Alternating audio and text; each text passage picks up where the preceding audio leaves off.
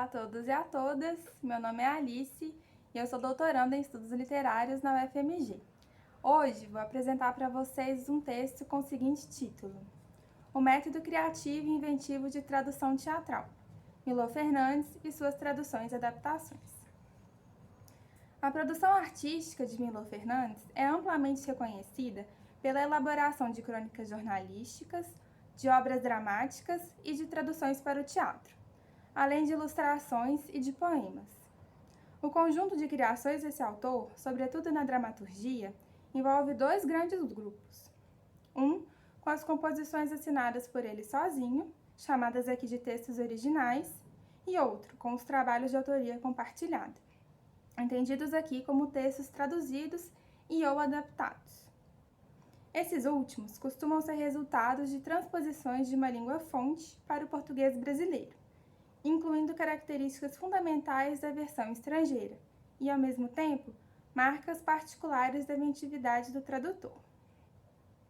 No entanto, seria necessário considerar ainda uma terceira coleção, integrada por enredos originais de Milor Fernandes, nos quais se observam citações traduzidas pelo autor a partir de textos internacionais corretamente citados.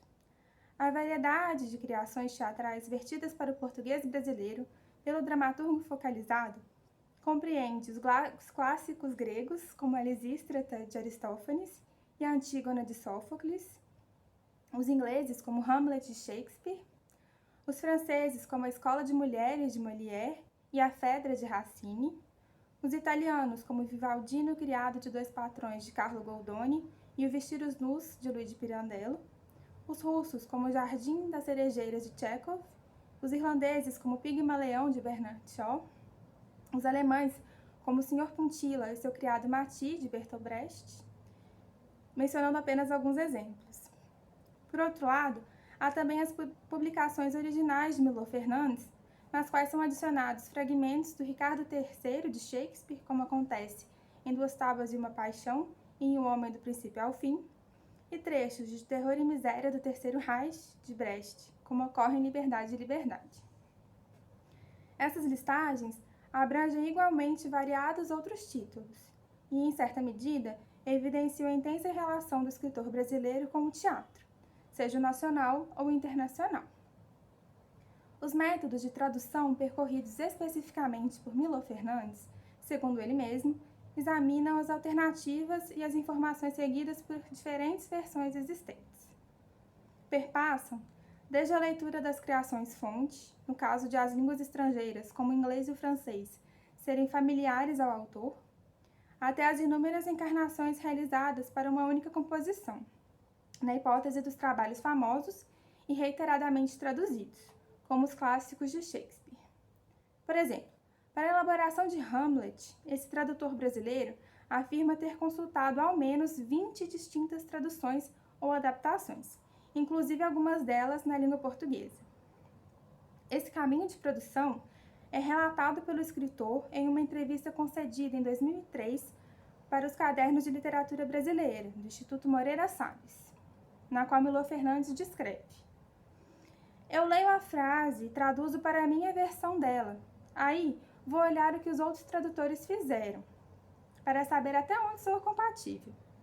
Depois de um certo momento, eu abandono as traduções e chego à minha versão.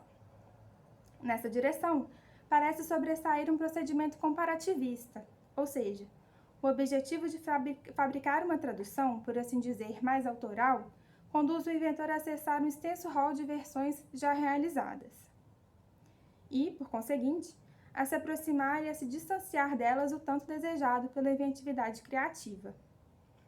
Voltando a Hamlet, para ilustrar, percebe-se um certo destaque a interessantes percepções, como a referência à primeira cena do ato número 5, segundo Milor Fernandes, as palavras dele. Quando Hamlet, com uma caveira nas mãos, fala em par de identificações, é claro que ele está fazendo um trocadilho com o fato de a gente poder ser identificado pela nossa arcada dentária. Eu não poderia deixar de acentuar esse dente que está no meio da palavra. Outras preferências caras ao modo miloriano de traduzir aparecem nos diálogos de uma protagonista, chamada Cordélia, pertencente à criação original de Duas Tábuas e uma Paixão. A personagem é uma atriz que, no instante de escolher a trama de um espetáculo a ser futuramente encenado, propõe ao diretor da peça, nas palavras dela. Pode ser Shakespeare mesmo, naturalmente cortado, armado, rearranjado. Uma coisa totalmente despojada, que não dependa senão do essencial do teatro. As sugestões indicam simultaneamente as feituras de uma tradução e de uma adaptação. Sobretudo, porque enfatizam a seleção de um autor internacional a ser lido e representado no português brasileiro, bem como porque recomenda a execução de recortes e reorganizações. Dessa maneira, a exibição traduzida não firmaria necessariamente compromissos como o da fidelidade ao texto-fonte, ou mesmo de respeitar o texto clássico sem admitir prováveis intervenções. Pelo contrário, as modificações e intromissões são incentivadas e encomendadas. Mais para frente, com a fábula já planejada, a artista celebra, também nas palavras dela, perfeito, limpo, ordem direta, tudo bem claro como nós gostamos. É isso aí, é assim que se trabalha. Beleza, Olivia, você conservou toda a poesia e dignidade do texto.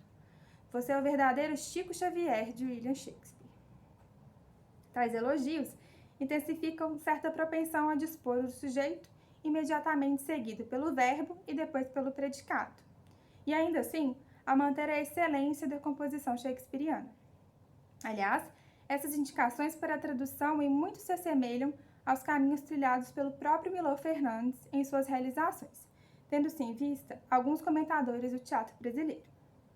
Críticos, como Décio de Almeida Prado, na coletânea Exercício Findo, Sábato Magaldi, no volume Depois do Espetáculo, Alberto Guzic, em um artigo da História do Teatro Brasileiro, e Maria Silvia Betti, nos Cadernos de Literatura Brasileira, de modo geral, entendem as versões melorianas para as criações dramáticas internacionais como espécies um tanto híbridas de tradução e adaptação. Isso porque as variadas traduções assinadas pelo dramaturgo enfocado costumam abrasileirar as tramas estrangeiras ao empregar diferentes metodologias e estratégias. Entre elas, Milor Fernandes ressalta em suas publicações traduzidas a habilidade de transformar os clássicos de diversas origens e tempos em obras efetivamente contemporâneas ao público almejado. Além disso, destaca a preocupação com a coloquialidade espontânea do português brasileiro, ao preferir a ordem direta, bem como realça a conservação do estilo próprio e característicos de alguns dramaturgos. Finalmente, procura as interpretações adequadas para as criações-fonte e, sobretudo, privilegia a liberdade de elaboração. Por essas razões, os trabalhos milorianos na área de tradução, sejam os textos vertidos integralmente, sejam os fragmentos inseridos em obras originais, demonstram o amplo conhecimento do autor sobre a tradição do teatro nacional e internacional, assim como a preocupação dramatúrgica de realizar versões de significativa qualidade. O método criativo e inventivo adotado por Milor Fernandes, especialmente para a tradução teatral, nos sentidos aqui propostos, alcança séries importantes de traduções e adaptações ainda lidas pelo público e encenadas nos palcos. Obrigada!